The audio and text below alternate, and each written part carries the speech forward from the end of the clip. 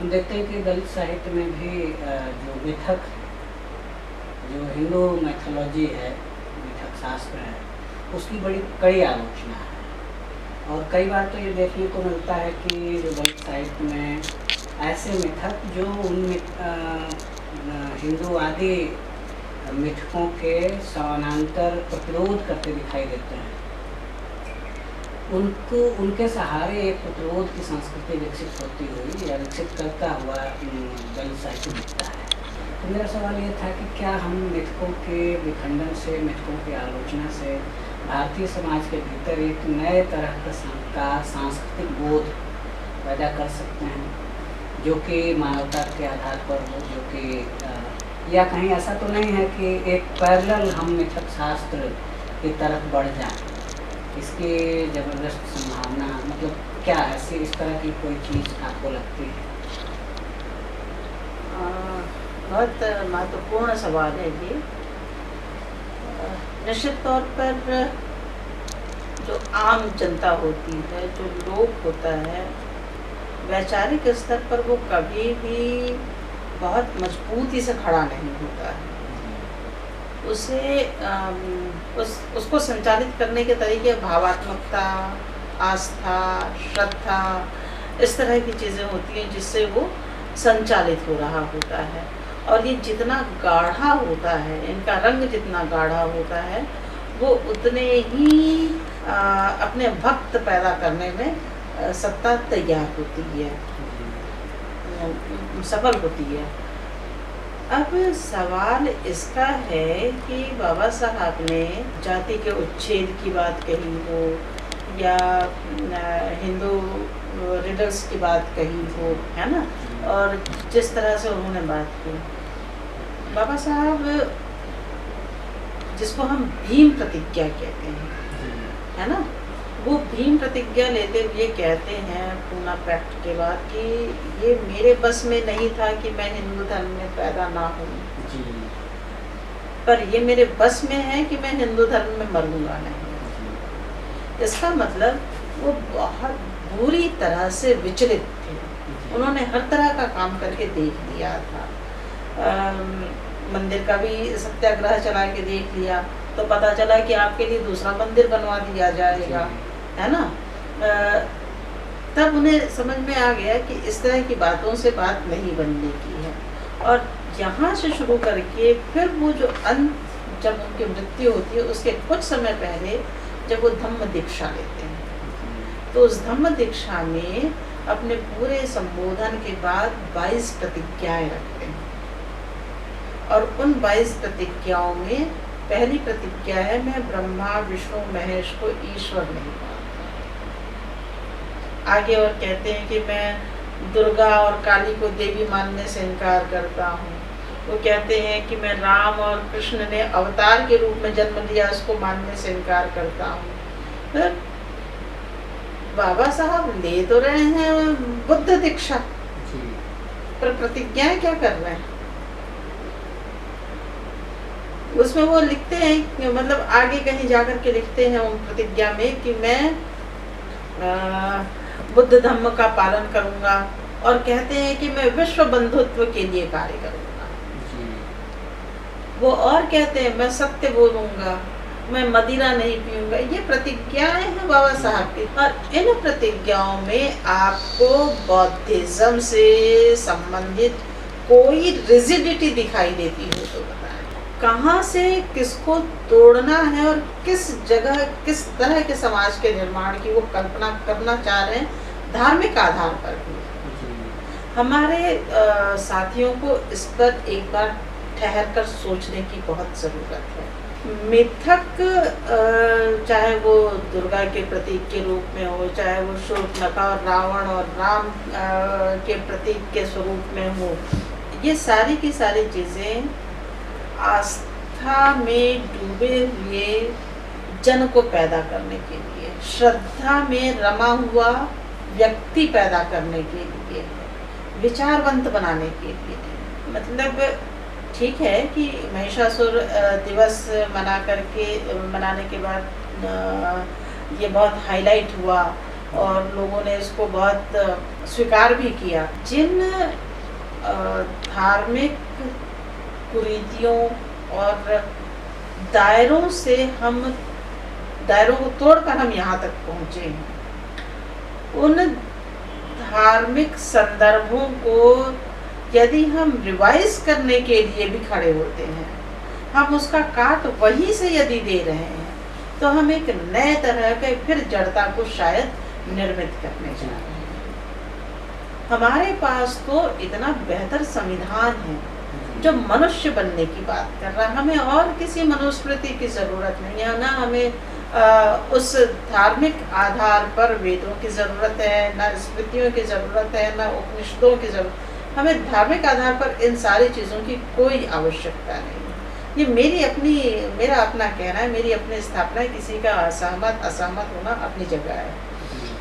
और हम संविधान के आधार पर यदि किसी मनुष्य की निर्मित करना, एक भारतीय की निर्मित करना चाहते हैं, तो क्या उस संवैधानिक आधार पर महिषासुर का होना जरूरी है? क्या उस संवैधानिक आधार पर जय श्री राम का बोला जाना जरूरी है? क्या उस संविधान पर के आधार पर भारत माता की जय कहने के आधार पर ही आप भारत के नागरिक कहाए जाएंगे, या आपके भारत का नागरिक कहलाने की अर्हता, योग्यता कुछ और हो? तो वो कुछ और योग्यता इन सारे प्रतीकों में बिल्कुल नहीं है। पर इसके बरक्स यदि आप मिथक, बिंब, प्रतीक सारा जब खड़े करने की बात कर रहे हैं, तो हमारे पास हमारे ऐतिहासिक घटनाएं हैं। उनके लोग विलासराव घोगरे, नामांतरण का आंदोलन, महाड़ का सत्याग्रह, चौदार पानी, बाबा साहब का संविधान सभा का भाषण, ये सारी चीजें मेरे जैसे लोगों के लिए प्रतीक है। इन चीजों को यदि हम लेकर के रचनाओं में आते हैं, तो हम एक मनुष्य की निर्मित कर पाते हैं। हम विरोध का बदला विरोध से नहीं। भाई देखिए, ज्योतिबा फूले ने को भरी बारात से, उनके दोस्त, सबसे प्रिय दोस्त की बारात से धक्के दे के निकाल दिया गया था कि तुम अछूत, तुम शूद्र, इसकी बारात में इतने अच्छे कपड़े पहन के कैसे आ सकते हो, निकलो यहाँ से। और उस अपमान का बदला उन्होंने गैर दलित समाज की ही ब्राह्मण लड़कियों, ब्राह्मण विधवा गर्भवतियों को सम्मान दे करके उनके लिए अपने घर में आश्रम खुलवाया, उनके लिए शिक्षा की व्यवस्था देगी। माने अपमान का बदला अपमान नहीं होता, मैं ये कहना चाहती हूँ। अपमान का बदला ये होता है कि हर व्यक्ति जिस अपमान को आपने भोगा है, उससे दूर सम्मानजनक जीवन कैसे बिता सकता है, उसका रास्ता बनाइए। बाबा साहब ने पूरे जीवन इतनी पढ़ाई लिखाई करने के बाद भी, और आज तो वो विश्व के ज्ञान प्रतीक भी कहे जाने लगे हैं, यदि बदले का बदला ही वो ले रहे हो, तो क्या ये संविधान निर्मित हो पाता जो उन्होंने भारत के एक नागरिक को नागरिक होने की हैसियत दिलाई? हमारे लिए, मेरे जैसे व्यक्तियों के लिए ये ज़्यादा ज़रूरी है। और इस तरह के प्रतीक और बिंब मैं अपनी रचनाओं में लेकर के चलती हूँ। मुझे ये ज़्यादा ज़रूर लगता है। धर्म एक संस्कृति का बहुत महत्वपूर्ण हिस्सा है। और बाबा साहब के यहाँ ये जब वो बौद्ध धर्म अपनाते हैं या अपनाने की घोषणा करते हैं, तो उसमें ऐसा लगता है कि दो प्रमुख बिंदु हैं। एक तो ये कि मनुष्य एक सामाजिक प्राणी के साथ साथ सांस्कृतिक प्राणी भी है, संस्कृति बनाता भी है, और बिना संस्कृति के वो, मुझे लगता है कि जो उसका जीवन यापन उतना सरल नहीं होगा। तो चूँकि हिंदू धर्म दमनात्मक है, उसकी पूरी संस्कृति ही दमनात्मक है, जाति व्यवस्था पर टिका हुआ है हिंदू धर्म, तो उसको चूँकि नकार रहे हैं।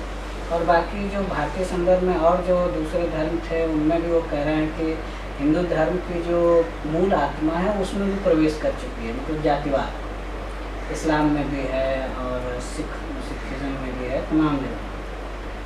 तो इसलिए उनको ऐसा लगता है कि जो उस समय के लिहाज से थोड़ा आधुनिक मूल्यों को सामने रखने वाला, वैज्ञानिक मूल्यों को सामने रखने वाला जो धर्म है वो बौद्ध धर्म है। इसको अपनाते हैं तो एक नए तरह की संस्कृति बनेगी।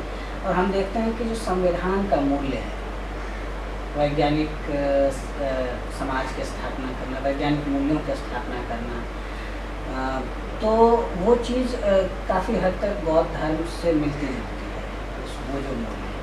तो इसीलिए हमको लगता है कि बाबा साहब ये सोच रहे थे कि अगर इस धर्म को अपनाया जाए तो हमारा जो समाज अंधविश्वास के गर्त में डूबा हुआ है वो बाहर निकलेगा।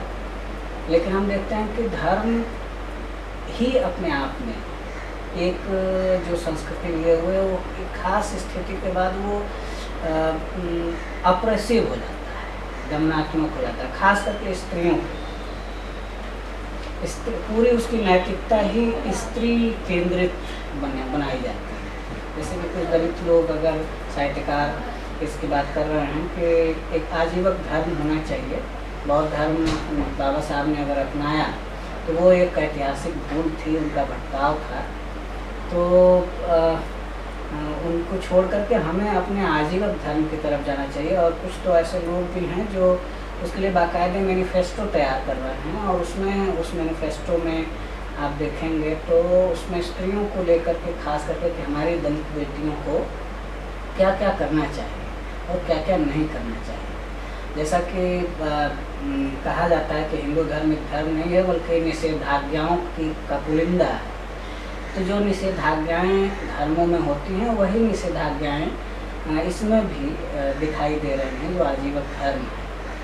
तो आप कैसे इसको समझ रहे हैं कि जो दलित साहित्य के भीतर इस तरह की, उसके अंदर इस तरह की जो प्रवृत्ति विकसित हो रही है, मतलब हम बाबा साहब के चिंतन की तरफ नहीं बल्कि उसके पीछे पड़ रहे हैं, इसको आप किस तरह से? जिनको आप संबोधित कर रहे हैं वो मेरी हंसी देख करके परेशान हो जाएंगे शायद। मेरे लिए बहुत हास्यास्पद है। तो इसलिए मैंने अभी आपसे कहा कि जो 22 प्रतिज्ञाएं बाबा साहब कर रहे हैं उसमें किसी कास्ट की बात हो रही, किसी क्लास की बात हो रही, कोई जेंडर बेस्ड हो रहा है, या किसी भी तरह की का कोई भी विभाजन इन 22 प्रतिज्ञाओं में क्या किया जा रहा है? उत्तर नहीं।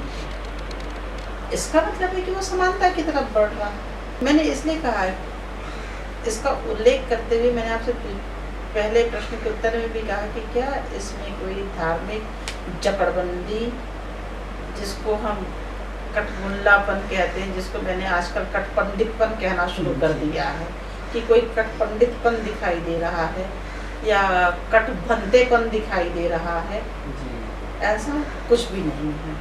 बाबा साहब या गौतम बुद्ध जब कहते हैं कि किसी भी समाज के विकास का पैमाना मैं उस समाज की स्त्रियों की सामाजिक दशा के आधार पर निर्धारित करता हूँ, तो वो स्त्री को कौन सी जगह देगा?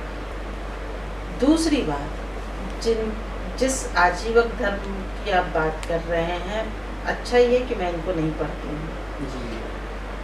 यदि वो कोई इस तरह का घोषणा पत्र दलित स्त्रियों के लिए तैयार करता है तो क्या दलित पुरुषों के लिए तैयार किया है? उन्हें सारे के सारे घोषणा पत्र स्त्रियों केंद्रित क्यों करने पड़ रहे हैं?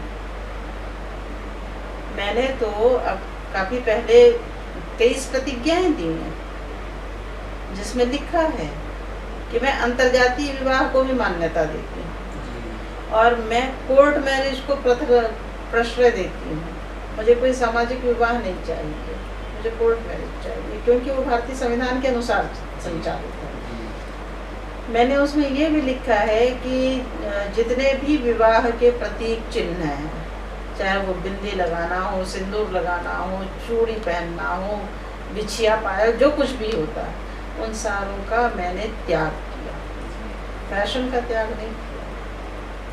यदि मुझे किसी परिधान को, आभूषण को पहन करके खुशी महसूस हो रही है, प्रसन्नता महसूस, मैं उसको करूँगी। पर धर्म के नाम पर संस्कृति और सभ्यता के नाम पर, परंपरा के नाम पर आप इस तरह के काम मुझसे करवाना चाहेंगे तो मैं इसको इनकार करूँगी। ठीक है। अब जिनको खुद को ये समझ नहीं है कि स्त्री की अस्मिता क्या हो, मनुष्य की अस्मिता क्या होती है, वो कोई अपने विरोध के स्वर को सुनने को तैयार नहीं है। भाई जब हिंदू कोड बिल बन रहा था और बाबा साहब का विरोध हो रहा था, पुणे में तो बाकायदे तिलक ने जुलूस निकाला था, ये सबको पता है।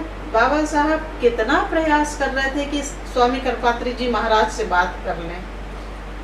जब तक आप संवाद नहीं करेंगे, जब तक आप अपने अपने दायरों में बंद रहेंगे, तो क्या समाज का विकास संभव है? और परिस्थितियों के साथ, समय के साथ आपकी चुनौतियां परिवर्तित होती हैं। यदि आपने संवाद बंद कर दिया तो एक दायरे में बंद होकर के आप जो देखना चाहेंगे वही तो होता नहीं है। समाज तो तेज गति से आगे बढ़ रहा है, उनकी चुनौतियों का आपको स्वीकार करना पड़ेगा, वरना आप पीछे पड़ जाएंगे, पीछे रह जाएंगे। तो जो भी ऐसा करना चाह रहे हैं उनको एक बार की पहले ठहर कर और एक बार सोच लेना चाहिए कि जिन 22 प्रतिज्ञाओं की बाबा साहब बात करते हैं, क्या वो वाकई ऐतिहासिक भूल है उनकी? जिस प्रज्ञाशील करुणा, जिस समता स्वतंत्रता बंधुता, देखिए प्रज्ञाशील करुणा और समता स्वतंत्रता बंधुता दोनों को आप ऊपर नीचे रख करके देख लीजिए। प्रज्ञा आपकी समता है, शील आपकी स्वतंत्रता है, कैसा आचरण करना है, और बंधुता आपकी करुणा, कैसे बौद्धिज्म से नायाब दर्शन उन्होंने निकाला और उसको भारतीय संविधान का स्वरूप दिया। हम विस्तार में चीज़ों को नहीं देखना चाहते, हम व्यापकता के साथ चिंतन को नहीं समझना चाहते। केवल अपने आप को हाईलाइट होने के लिए कुछ भी कर लीजिए, ये तो सब होता रहता है, पर समय इन सारी चीज़ों का हिसाब करता है। अब यदि मैं हिंदी साहित्य से उदाहरण दूँ, आचार्य रामचंद्र शुक्ल ने कबीरदास को कितना ही पीछे रखा, पर कबीरदास जी पीछे रह पाए क्या? जबकि वो तो उनके अपने हाथों का लिखा हुआ भी नहीं था।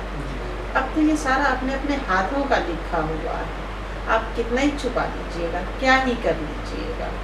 तो जो चीज़ें वास्तव में सर्वव्यापी होंगी, वास्तव में सार्वभौमिक होंगी, वो अपने आप आएंगी। आपके कुछ लोगों के चिंतन से वो चीज़ें समाप्त करें। चूँकि बात बौद्ध धर्म पर आई है, तो बौद्ध धर्म दलित समाज की मुक्ति में किस तरह से सहयोगी भूमिका अदा कर सकता है? बौद्ध धम्म दीक्षा लेने के बाद बाबा साहब की मृत्यु बड़ी जल्दी हो गई। यदि वो होते तो शायद कुछ और भी काम कर जाते, कुछ और भी शायद उसको एलैबोरेट कर जाते, उसकी व्याख्या कर जाते।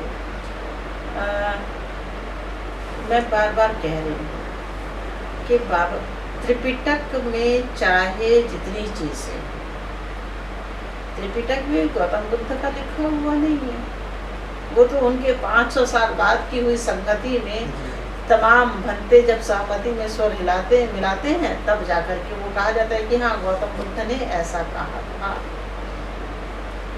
जो व्यक्ति एक चंडालिन को, एक वैश्य को और पता नहीं किसको अंगुलीमाल को, सबको अपने साथ लेकर चलने के लिए तैयार।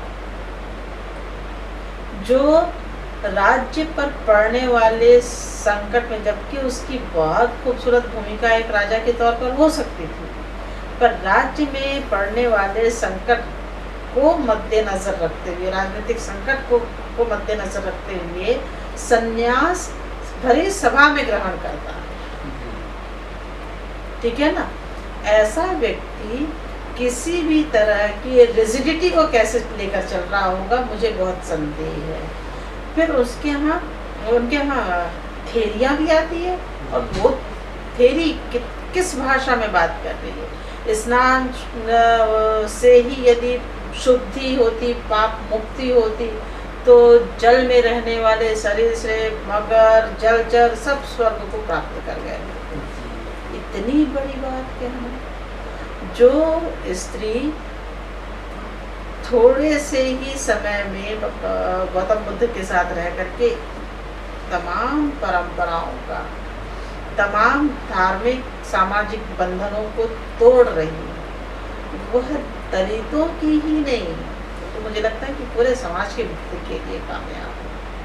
मूल मंत्र है, मैंने अभी कहा प्रज्ञाशील करुणा कौन सी चीज़ है ये, या त्रिशरण और पंचशील को भी हम लेकर के जाए। बाकी सारी आरतियों में आप देखते हैं कि फलाना देवी को ये पसंद है, ऐसा कपड़ा पसंद है, इसको ये दिन पसंद है, ये प्रसाद पसंद है, यही फल चढ़ना चाहिए। पर आप बुद्धिज्म में यदि आते हैं तो आपको ऐसी कोई आरती नहीं दिखाई देती, आपको ऐसा कोई जयकारा दिखाई नहीं देता। वहाँ वो अपने स्व परिष्कार की बात करता है। मैं समझती हूँ कि बुद्धिज्म की इस तरह के दार्शनिक तत्व केवल दलितों के लिए, संपूर्ण समाज के। अभी भी जिस तरह की परंपरा उसमें विकसित हो रही है बौद्ध धर्म में, क्या आपको लगता है कि उसको फिर से परिष्कार की आवश्यकता उसमें दिखाई देती है? मैंने एक कविता का जिक्र किया है इसमें, ओम प्रकाश वाल्मीकि की, तो उसमें यही है कि कोई आएगा और हमारे समाज को बदलेगा। तो ये नायकत्व की जो पूरी अपेक्षा है समाज में, साहित्य में, कहीं न कहीं वो ऐसा लगता है कि फॉलोअर तैयार करने के लिए कि एक प्रवृत्ति हमारे समाज में दिखाई देती है। तो समाज में एक साथीपन का जो भाव है, दलित समाज के भीतर भी साथीपन का जो भाव है वो नहीं पनप पाता है। जो लोग ज़्यादा पढ़े लिखे लोग हैं वो लोग ये मान के चलते हैं कि हम अपने समाज से काफ़ी विलग हैं, अलग हैं, हमारी चेतना एकदम परिष्कृत हो गई है, शुद्ध हो गई है, इसीलिए हम तो चल रहे हैं अब उनको सिखाने के। तो एक जो साथीपन का भाव है वहाँ गायब हो जाता है। तो इस तरह की चीज़ों को, इस तरह की समस्या को कैसे हल किया जा सकता है? आपकी जो समस्या है इसका बहुत ठोस आधार मैं अभी तलाश नहीं पा रही हूँ। उसका कारण ये है कि डॉक्टर अंबेडकर आइकॉन नहीं है ना। डॉक्टर अंबेडकर या गौतम बुद्ध या कबीर या फूले, आप देखिए तो लगातार ये अपने वैचारिकता में आगे बढ़ते हुए दिखाई दे रहे हैं, सारे के सारे। एक लगातार आपको प्रगति दिखाई दे रही है। डॉक्टर अंबेडकर जिस भूमि में, चाहे वो महाराष्ट्र की ही हम क्यों ना लें, उनके आलोचक वहाँ भी हैं, ठीक है। और आलोचक होने के बावजूद, चाहे राव साहब कस्बे को ले लें हम, है ना, आलोचक होने के बावजूद बाबा साहब की उपस्थिति से वो इनकार नहीं करते, ठीक है। या अब जो दलित साहित्य से इतर जो बहुजन साहित्य खड़ा हो रहा है, क्या वो बगैर बाबा साहब की बात कर रहा है? ठीक है कि नहीं? मतलब जिन भी लोगों को इस बात का एहसास हो रहा है कि मनुष्यता की आवाज़ कहाँ पर है, उन सभी के लिए बाबा साहब दिखाई दे रहे हैं। और ऐसा नहीं है कि उन्होंने ये कहा है और हमें यही करना है। मेरे जैसे लोगों की तो मतलब मैं ऐसा सोचती हूँ कि आज से 100 साल पहले तक, वे 125वीं जयंती हम मना रहे हैं ना बाबा साहब की, तो उनके पैदा होने से लेकर के उनकी मृत्यु तक का समाज एक अलग तरह का समाज था। उन्होंने जो संविधान दिया, उस संविधान का चाहे सरकारों ने पूरी तरह पालन नहीं किया, चाहे बाध्यता के साथ जितना पालन किया, पर उसका परिणाम मेरे जैसे लोग हैं और ऐसे घरों में बैठ पा रहे हैं, ठीक है। अब बाबा साहब की उन प्रेरणाओं को लेते हुए, उस चिंतन को लेते हुए कि हमें सतत विकास की ओर कैसे बढ़ना है, मेरे जैसा व्यक्ति बाबा साहब को पूजा करने के तौर पर नहीं, उनसे सीखने के तौर पर लेता है, एक चिंतक के रूप में, एक चिंतक के रूप में लेता है।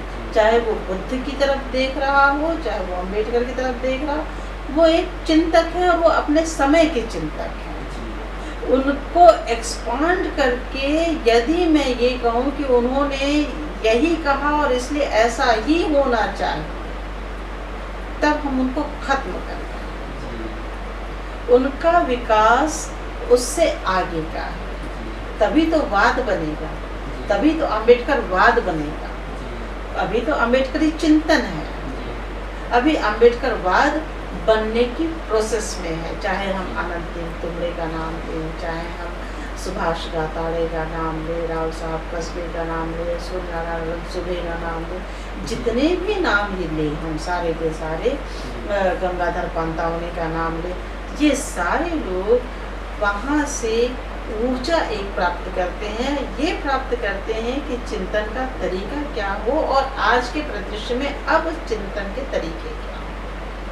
तो मुझे ऐसा नहीं लगता है कि पीछे जाने की कोई प्रक्रिया होगी या उस तरह की रिजिडिटी की कोई बात होगी। और सारे के सारे ये जितने भी साहित्य, अब चाहे आदिवासी साहित्य ही क्यों ना हो, पर वो भी असहमति बाबा साहब से हो सकती है, वो होगी भी, पर उनको इनकार नहीं करना है। उनके योगदान से हम इनकार नहीं करते। वो किस तरह से हमारे काम है और हम यहाँ से अब आगे कैसे बढ़ सकते हैं, हम इस पर चलने वाले लोग हैं।